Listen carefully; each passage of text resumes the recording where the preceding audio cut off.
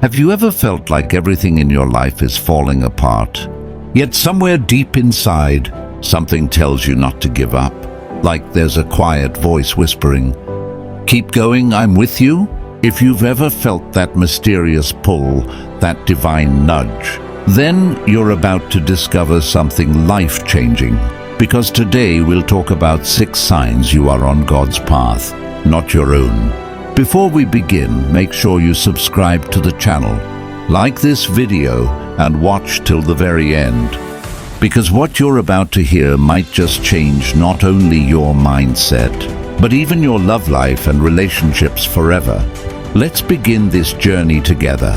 Sign number 1, when life doesn't go as planned. Let me tell you a story. There was once a young woman named Sarah. She had everything planned. Her dream job, her dream relationship, and a perfect timeline for how life was supposed to go. But one by one, everything fell apart. Her boyfriend left. The job she wanted didn't call back. Her confidence shattered. In her frustration, she cried out, "God, why are you doing this to me?" But here's the thing. Sometimes when life falls apart, it's not punishment. It's redirection. Sarah later found herself helping at a charity her friend invited her to. That single act led her to meet people who changed her life. Months later, she realized everything that went wrong was actually leading her right where she was meant to be. If your plans are collapsing, maybe it's because they weren't God's plans to begin with. When you're on God's path, He removes what's not aligned with your purpose. It may look like rejection, but it's actually protection. So if you're in a season of uncertainty, where things don't make sense, take a breath. Because maybe you're right where God wants you to be. Sign number 2, you feel a strange peace during chaos. Imagine this, everything around you is chaotic. People misunderstand you. Your friends don't support your choices. Yet somehow, deep in your heart, there's a calm that no one can explain. That's not ordinary peace. That's divine peace. I once met a man named Daniel who lost his business overnight. Everyone expected him to break down, but instead he smiled and said, "If God allowed this, He'll build something better." That's when I realized, when you're walking with God, your peace doesn't depend on your circumstances. You stop panicking when things don't go your way, because you've learned to trust that God's way is higher than yours. If you're in chaos but still feel an unshakable calm, it's not ignorance, it's divine assurance. That peace is the sign that even if the world doubts you, heaven doesn't. And the more you walk that path, the more you'll notice people around you might not understand it, but your soul will. Sign number 3, you start losing people you thought you needed. Here's something most people don't tell you. When God is guiding you, He doesn't just open doors, He also closes them. Sometimes He removes people you thought you couldn't live without. It could be a toxic partner, a draining friend, or even someone you deeply loved who no longer fits your spiritual growth. I remember a story of a woman named Aisha. She was deeply in love with a man who constantly disrespected her, but she believed love meant holding on. One night she prayed, "God, if this isn't for me, take it away." And just like that, the man left. She was heartbroken. But months later, she met someone who treated her with kindness and respect. Someone aligned with her purpose. Sometimes God removes what you want to give you what you need. If people are walking away from your life and you don't understand why, pause before you chase them. Maybe it's not the devil attacking you. Maybe it's God protecting you. And in relationships, that's one of the most powerful ways He guides you. He doesn't want you attached to what breaks your spirit. He wants you connected to what builds your soul. Sign number 4. You're being tested, but you still have faith. Every person on God's path faces a moment where everything seems impossible. You pray, you work hard, but nothing changes. You feel like you're being ignored.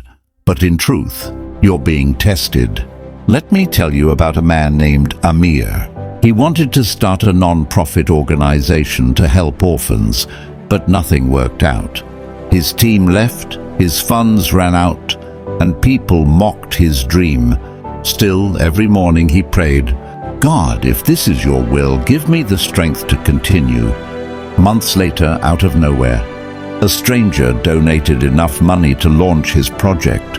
Today, that non-profit helps hundreds of children. When you're on God's path, your faith will be tested not to break you, but to build you. God doesn't test weak people. He tests the ones He's preparing for something greater. So if you're struggling right now, maybe it's not punishment. Maybe it's training. You're being refined, not rejected. And the deeper the test, the greater the testimony. Sign number 5. You start seeing signs and synchronicities.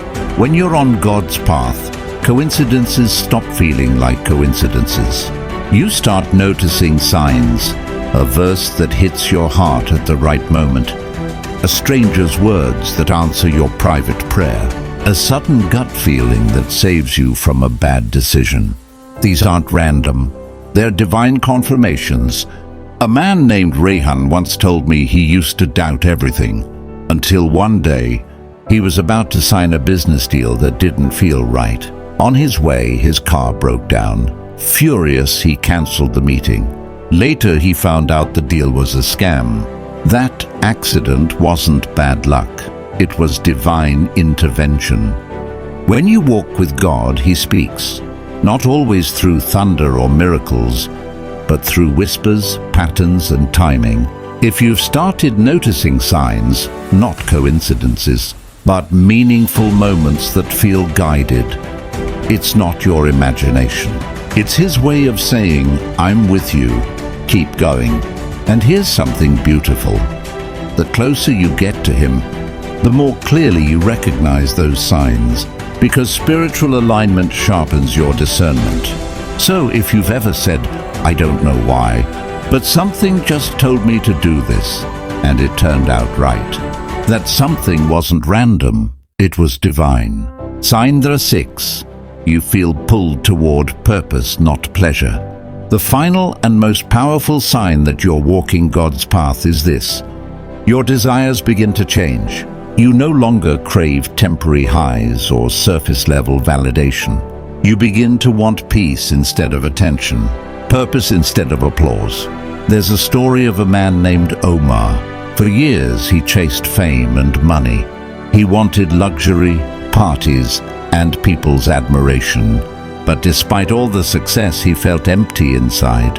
One day, while volunteering at a shelter, he met a child who hugged him and said, "Thank you for caring." That one moment gave him more fulfillment than all the fame in the world. That's when he realized real happiness comes when your soul aligns with what God created you to do. When you're on your own path, you chase what looks good. When you're on God's path, you're drawn to what feels right. You stop chasing people and start attracting peace. You stop forcing things and start flowing with grace. It's not that life becomes easier, it becomes meaningful. You start waking up with purpose, because now you're walking with divine guidance instead of ego-driven goals. And when you live like that, even your relationships change. You stop begging for love because you finally realize you were loved all along by the one who never leaves. Now think about your own life. Are you forcing things that don't flow? Are you fighting for people who've already walked away?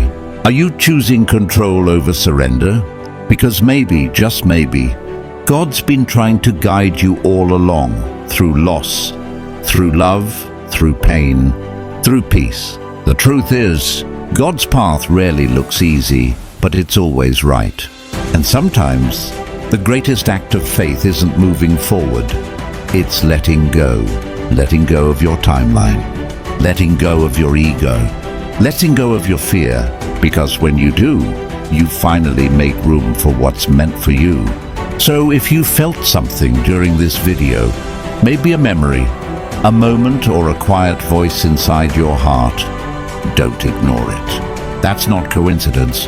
That's confirmation. So take a deep breath and ask yourself, am I on my path or God's path? Because one leads to exhaustion and the other leads to peace. With that said, thanks for watching, and until next time.